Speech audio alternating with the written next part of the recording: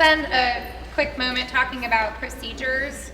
I'm going to try to be as good as Bridget Powell is, but if not, just let me know and I'll get more information for you. And then I'll talk a little bit about what kids do when they're done, or they say they're done, because they're never done, but what to do when they say that. And then I'll talk about Tier 1, Tier 2, Tier 3 kids, and then we'll kind of wrap it up and do giveaways. So when it comes to Writer's Workshop, I know whenever we hear about we're not calling this curriculum because a lot of you already do this and understand what this is. It may be a little different than what you already do, so that's fine. You can just adopt things you like or not. But we don't want you guys to look at it as curriculum. It's more just a guide, a framework. One of the things Bridget Powell said is sometimes as teachers we tend to look at it like, I'm going to teach spelling. Now I'm going to teach reading. Now I'm going to do Writer's Workshop. Now I'm going to do math. And really what we want you to kind of get in the mindset of is it's a literacy block. We want your Writer's Workshop to kind of gel with your reading and your spelling and your assessments in one big block. Yes, it's going to take some getting used to. It's going to have a lot of trial and error. That's what pilot years are about. So if you try putting it into your block and it's not working with your time frame, feel free to change it up and let us know what works and what doesn't work. Bridget Powell provided us a couple of examples of the framework, just some ideas. You don't have to do it this way, but she kind of put together what it can look like for you in your class. If you have a 45-minute block or a 60-minute block, how you can make it work. And that doesn't mean it's all Writer's Workshop. If you're doing a novel study with a specific novel, and we're going to make this available to you on the website if you want. It is there already. It's already there, but you can take pictures. But if you're doing a novel study or a project with a book, feel free to use that. You can use our mentor text. We have Firefly suggested, you can do that and your novel. Or if you find that one of your mini lessons really ties into a novel you guys are working on, that's great. Tie that in. We do not want you guys to give up what you already love to do with your kids. We want you to just incorporate this and make it a part of your daily routine. We don't want you to feel bogged down and like you're adding things to your day. We just want you to incorporate Writer's Workshop as a component of your literacy block. So these are just some suggestions that she kind of put down. It's a little bit utopian, like I know we all don't have this beautiful 60 minutes of perfect time to do literacy. Sometimes it's 30, sometimes it's 40. If we have an assembly, it's 20. But we just want you to try your best to incorporate it. And I'm just going to breeze by that. If you have more questions or need more help, let us know. The most important thing when you start this with your kids is you really want to spend your first couple of days just drilling those procedures. It's not really fun, it's kind of boring as a teacher, it's kind of boring for the students. But you'll be so glad that you did, because once you get into the workshop, you're not going to need to sit there and wait for them to get quiet. When you say, writers, come to our gathering spot, they're going to know exactly where to go. When you say, okay, writers, go try it on your own, they're going to know exactly where they go. Bridget Powell said what she would do with her kids is she spent a full day at the very beginning just saying, okay, writers, stand up, come to the gathering spot. And they had a procedure. They stood, they pushed their chairs in, they got their things, they came, and they sat in their spot. And if anyone messed up, she sent them back and did it again. And they did it over and over and over until they got it right. And I know it feels kind of drill sergeant-y, but if you do it and you try to really ingrain that in them, you'll find that it makes everything else throughout the year so much easier. It's what we do anyway when we start the school year. How to line up, how to go to lunch, how to line up at recess. And you just go over and over and practice so that the rest of your year goes by smoothly. So we really want you guys to get those procedures down. And it's up to you how you want your procedures to be, where you keep your writing tools, where you want them to sit, where their spots are. That's up to you as the teacher. We didn't really tell you specifically where they need to sit and how to organize your seating chart in your classroom, because that's different for every class. So we really want you guys to do that for yourselves. But it's so important to really drill them on that for the first couple of days, weeks, maybe. It depends on the class. You know what I mean. The other thing that I want you guys to know is at in our appendix section, whenever you look on the website, we have rubrics for you for each unit. So the informational unit or the launch unit has a rubric that goes along with it. So when your students are starting to work on drafts and they're showing you their work, we really want you to share your rubrics with your students. It really helps them take that ownership like we've been talking about, to know what's expected of them. You can just put it on your smartboard and go over it with them. You can even go on the website and pop it up. Everything that you do, even your conferencing sheets, we want you guys to show the students what you're doing and what that looks like. So often when we do like Start 360 quizzes or assessments, the kids don't really know what we're looking at. And when I do Start 360 with my kids, I show them their scores, I show them their report, and they take responsibility for it, because all I can do is give it to them. I give them the quiz. I can't help them take it. So when they see it, I'm like, well, that was really great, or maybe next time you can try better. But if you share that with them, they will take a little bit more of that responsibility as you go through. So we really want you to share those rubrics. And all those checklists and rubrics are in the appendix at the back of, so all of it's in there. So if you print the appendix off the web page, they're all there for you. And even in the units, it will say print one edit sheet for every child. Just print those. We also made sure that you all got a copy paper, a ream of copy paper per student. We put that on the list as well because we knew that you would be making copies of those rubrics. And there are some mentor texts that are hard copy mentor texts that are in there. And we want every child to be able to have one of those because they're going to be writing on them. They're going to be circling their favorite parts. So we really want them to have their own. So feel free to print as much as you need to off of that appendix. It's there for you to do that. And we have different examples of conference sheets, so you don't have to go by what we do. We have a lot of different options for you, what works best for you. It's usually just suggestion, compliment, you can just jot it down, but there's different formats that you can choose that works best for you. And the rubrics are pretty simple to follow. They're just little squares, and the kids can just see what they mean if you just take a couple days to explain that to them.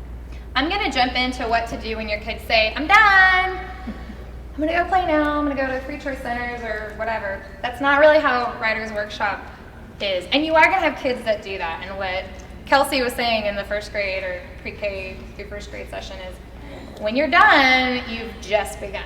You're never done. And my kids learn real fast. They do not say you're done to me because they will get something to do.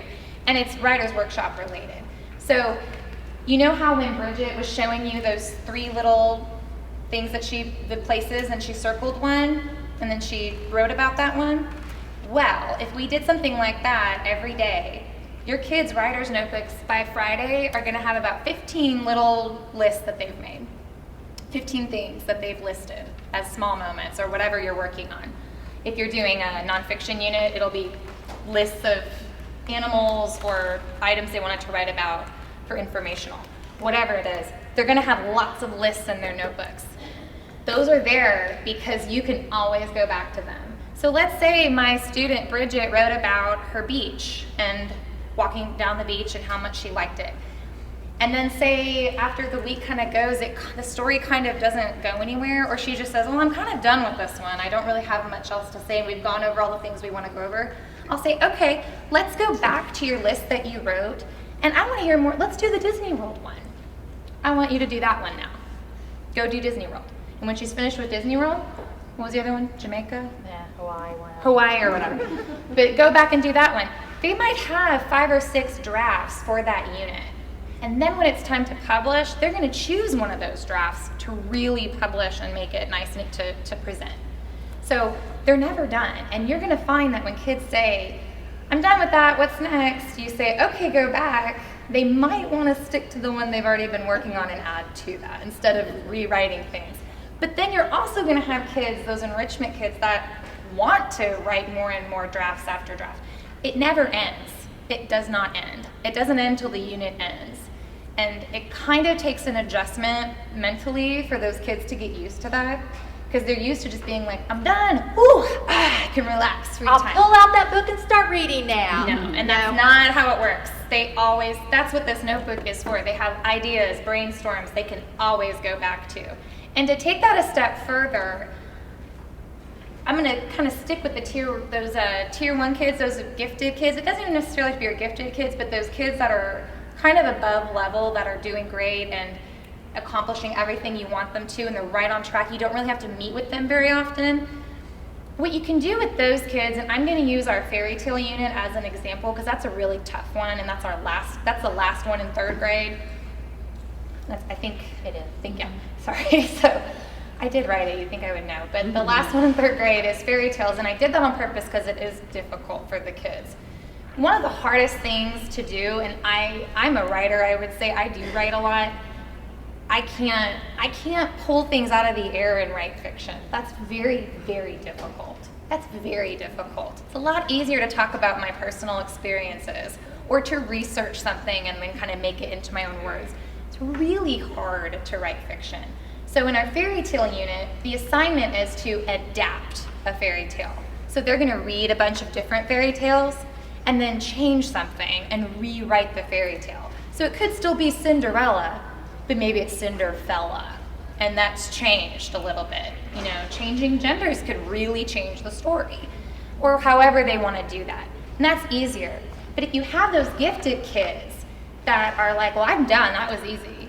Well, then you might want to challenge them and say, you know what, make up your own fairy tale. Take it that step further. That's hard. It's okay if they can't do it. If they try it and they're like, this is crazy hard. Say, okay, let's do a different adaptation. But it doesn't hurt to kind of push them further along with those more difficult ideas. And then I'm going to take it to the tier 3 kids. Whenever we did the summer session, one of the questions I got a lot was, I have students in 5th grade that can't write. They can't make a letter. And I'm a reading specialist. I'm an interventionist. I work with those kids. I know. I get it. I know it seems crazy that those kids are in 5th grade and they can't write a word, but they exist, and I work with them all the time. So I know it's hard when we talk about writer's workshop, like, oh, and then they're gonna write a paragraph, and then they're gonna write a story. And you're thinking of that child like, oh my gosh, how are they gonna do this? So I'm gonna kind of tell you what I do with those kids that can't do that. So remember, writer's workshop is tier 1 time. Your whole class is getting this. All of the structure's the same for everybody. The lessons are the same. Everybody's getting this instruction. You should be doing this when everyone's in your classroom. That being said, the beauty of Writer's Workshop is you can differentiate what you do when you conference with a child. When you talk to your really high scoring kids and you say, I want you to write a fairy tale now that you've done that, you're doing so good, let's really challenge you and see if you can do it. But then when you go over to your group that's close to the front that needs your attention all the time, if you have that one student, or maybe 2 or 3, that, and I'm going to use a student I had last year, that's a good example. He did not go to school for 2 years. He lived in a really small town, and I think for 1st and 2nd grade, he just didn't have school. So he came to our school in 3rd grade, and he wrote like a kindergartner. So he wrote very large and very illegible. And so what I do with him, and this is what I do with my really, really low kids, is I sit down with them, not in front of anybody because I don't want to embarrass them, but I sit down and I say, let's find a goal to set for that child. And I tell them, and this one in particular, I said, your goal for your writing is to write smaller and legibly. And when I say legibly, I mean they can read what they wrote. He was so illegible that when he wrote, he would go, I don't know what I wrote. And I couldn't tell what he wrote, so we were just kind of like, So what we had to do is draw pictures and write in the air where they describe that. And you may have to start there. You may have to do that. You may have to start with a picture and have them label it and write in the air what that story is and make their goal labeling a picture. But his goal was to write legibly and smaller. And that took about 4 months. It took a long time, but that was our goal, and that's all we worked on for Writer's Workshop time, because it's not your Tier 3 intervention time. Those kids get pulled. I take those kids and I work on those skills, or your interventionist does. That's not your time to sit there, and I know you want to, but that's not the time to sit there with your flashcards and help them, because I know we want to. But that child needs to work with everybody else for that Tier 1 time. But give them that goal, and it could be very small, and it might take the whole year to do it, but once they master it, celebrate it hardcore. Be so excited because that shows growth.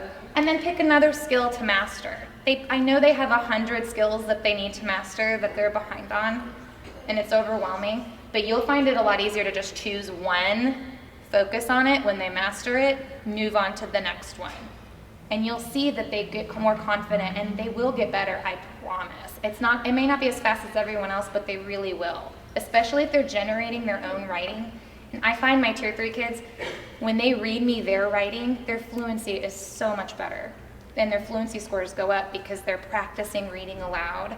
And when it's their own writing, they can do it faster because they generated it. And then they do better when they read the novel. I could talk about tier 3 all day, so that's my thing, but I'll stop. But if you have any more questions about that, let us know at the end or email me. And just remember, our whole goal is just to make sure that they're growing a little bit. Yeah. We want to celebrate the little things, because even if they're just writing 2 words at the beginning of the year, at the end of the year, if they're writing a full sentence or 2 sentences, you have accomplished something as a teacher.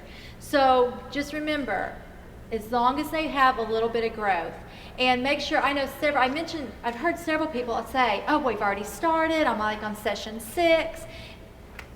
Makes my heart happy.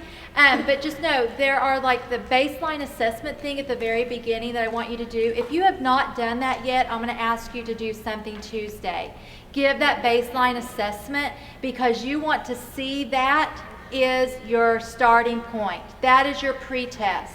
Then at the end of Unit 1, you're going to compare those 2 to see how they've grown as a writer. And you can even use that in conferences and show parents how they've grown, and show them how much they've grown. And have that discussion with them. But if you haven't done it, please Tuesday, get that baseline assessment done. So that will be something big. But one of the most beautiful things about Writer's Workshop is that all of your students are on a different level. All of them. They're all on a different individual level. But the cool thing about it is we're all still covering the exact same objectives, the exact same standards. They're all getting that rich instruction, and they're making it work for them. And they're showing you what they know. And you get to look at that writing as it's a little assessment every day, where all you have to do is kind of look at their notebook, and you can say, wow, this student does not understand how silent E's work. That's your assessment. It makes it so much easier. What I always tell my teachers at my school is, I can't help you understand what's wrong with your student that you're sending me, and you're asking me, what do I do? I'm like, I don't really know until I see their writing. I can look at their tests all day long and their test scores, and that helps a little bit. But really, when I see their writing, that tells me exactly what's going on in that little brain of theirs, exactly where their problems are. And I can write down all of those individual problems, make my list of the skills we need to work on. It's such a great tool for you to see inside their little heads and where their issues are. And it'll become so crystal clear to you as a teacher when you see their writing. And it's different than a comprehension reader's response. When they're writing things that they come up with, their own ideas, it really gives you a great glimpse into what is going on. You'll really find it eye-opening in such a great way. I'm going to hit on something that I want to say really quick. Reading response, writing because they're responding to a piece of literature, summarizing a story is not Writer's Workshop. That's still reading. It is considered, it's part of that balanced reading that they need to know how to do. But Writer's Workshop is really them generating their own stories and going through that process, not just regurgitating something that they've just read. And there's a place for that. And there is. It's good, because we want that comprehension. We want to make sure they're understanding what they're reading, and they're retelling and all those reading skills. But just try to know, just because they are writing, it's not the same as a workshop model. All writing, and sometimes we had to sit through these curriculum presentations whenever we got Wonders, which I guess we're not doing anymore. But whenever we were looking through them, a lot of them had Writer's Workshop notebooks, and I would sit there like, these aren't Writer's Workshop, though. It's just stories, and they would ask questions about it. And that's good. We need to know those things. We want to know if they're comprehending what they're reading. But to call it a workshop because it's kind of a buzzword, we just want to make it clear that Writer's Workshop is when they generate their own writing. They may emulate you or an author, and that's fine. But if they're just regurgitating information of what they're reading, that's just part of their reading. block